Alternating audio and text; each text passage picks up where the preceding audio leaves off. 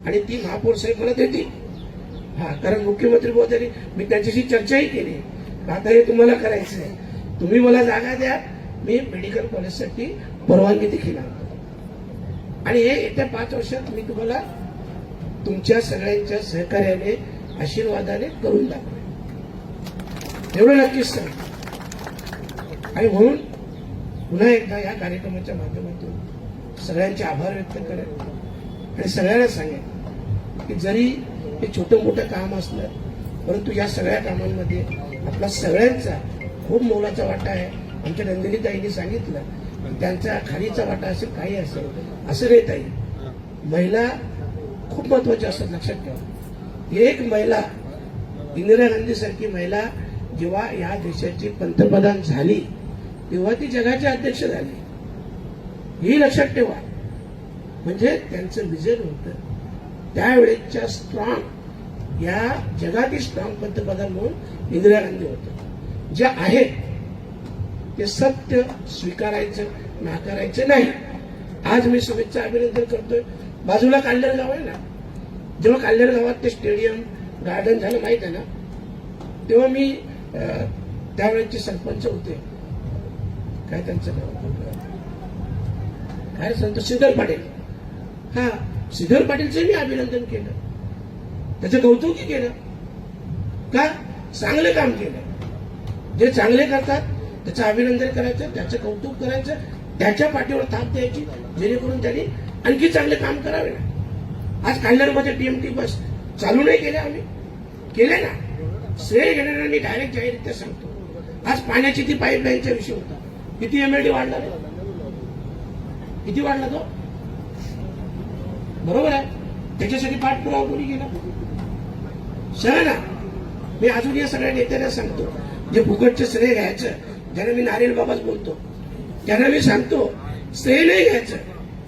तुमच्या एक पत्राला कुत्राही विचारत नाही, माझ्या पण सांगतो. मी पहिलं पत्र देतो ना, तेव्हा त्या अधिकारी दाद लागू देत नाही, त्याच्यासाठी पाठपुरावा करायला लागतो. माझ्याकडे सगळ्या प्रोसिजर असतात. ती काल्हेरला जी पाण्याची जी हे वाढली ना, त्याचं सगळं श्रेय नाही, पण बरंच काही श्रेय हे सगळे गोपालदादा असतील, स्वप्नील असेल, तिथले आमचे सगळे कार्यकर्ते आहेत, यांचं श्रेय आहे. ते यांनी पाठपुरावा केला, मी स्वतः होतो. आणि म्हणून अजून खूप काही गोष्टी, हा डम्पिंगचा विषय असेल, खूप काही गोष्टी करायच्या आहेत. ह्या सगळ्या करताना, डेव्हलपमेंट होताना हेही लक्षात ठेवा की आपल्याकडचं रोजगाराचं साधन, जे गोडाऊन आहे, ज्या काही फॅक्टरी आहेत, त्याही जाता कामा नये.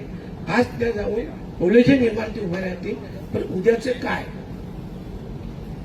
उद्या आपल्या नोकरीचं काय. मी काल कल्याणला गेलो होतो, मोहनेला. दादा मोहनेचे एक राम पाटील म्हणून आहेत, त्यांचे भाऊ वारले. त्यांनी काय त्या एनआरसीची स्टोरी सांगितली की तिथं 6,000च्या वर लोक कामाला होती आणि त्यांनी सांगितलं की 95ला आम्हाला 20 ते 22,000 पगार यायचा. 95ला मी रेमंडला होतो, मला तर 2,500-3,000 हजार यायचा. आमचे बंधू पण होते, तुम्हाला किती 5-6 हजार यायचा का, बरोबर आहे ना. त्यावेळेस एनआरसी कंपनी 20 ते 22,000 पगार द्यायची. आज ती कंपनी बंद झाली. आज तिथल्या लोकांची परिस्थिती मी बघतो. लोकांची म्हणण्यापेक्षा सगळे आपले बांधव आहेत, सगळे आगरी कोळी समाजाचे लोक आहेत.